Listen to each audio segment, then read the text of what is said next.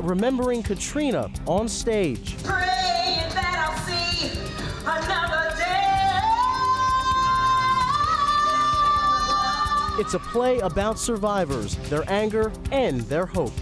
It's Friday, September 17th. And to mark the anniversary through art, the stories of Katrina survivors have come back to the stage, not only in New Orleans, but also right here in New York. Praying that I'll see another day.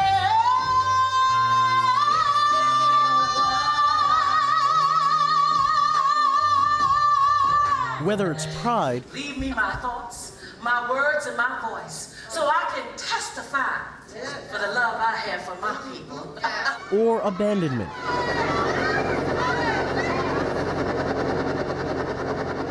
Humor, Walmart? Closing?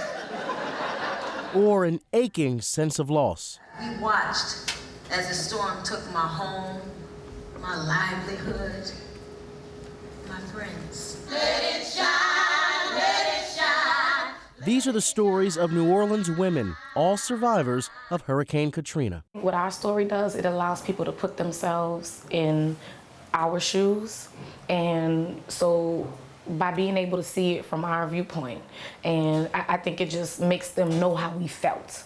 The play, Swimming Upstream, first hit stages in 2008, but acclaimed playwright and activist Eve Ensler brought the play back this month in New Orleans and in New York for Katrina's 5th anniversary. I think, you know, women really, in particular in New Orleans, but really everywhere, always keep the world alive after disasters, after conflicts, and yet it's the invisible work, it's the work that people don't see. You know, it's holding families together and holding communities together. Written during a year and a half by 16 New Orleans women, some of whom are also performers in the show, Swimming Upstream is a mix of poetry and song.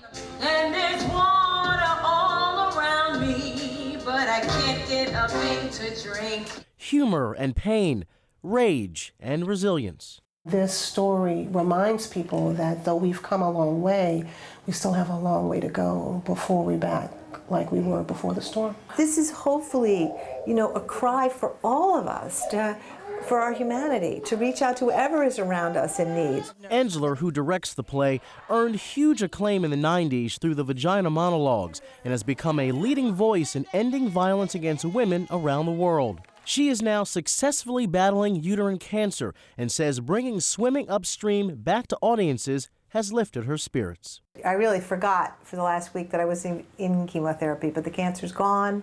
I've got really great prognosis. I'm so grateful. And New Orleans natives who saw the show in New York this week are grateful too, that their story is still being told. They've really grasped that sense of loss and recovery and rebuilding. No matter how many times I've heard the story and witnessed the performance, it speaks to a part of my humanity, my struggle. It's not just this storm. The storm that happened in 2005, it's like life storms. And that's why it resonates with people who weren't in New Orleans. Swimming Upstream got rave reviews in New Orleans and also got a pretty emotional reaction from the crowd here in New York tonight. Now producers want to take the show around the country, maybe even around the world. When we created this, you know, we definitely wanted it to be something that can be experienced everywhere. I would dream, and I think we all dream, that we'll tour America and tour the world and keep these stories alive. Oh, I want them to leave singing, you know. There's a song that we sing at the end, and the lyrics are, hold on, be strong, do what you got to do. Time brings changes, we'll see each other through. Make it better, it's up to me and you. Gotta hold on, say you gotta hold on and learn.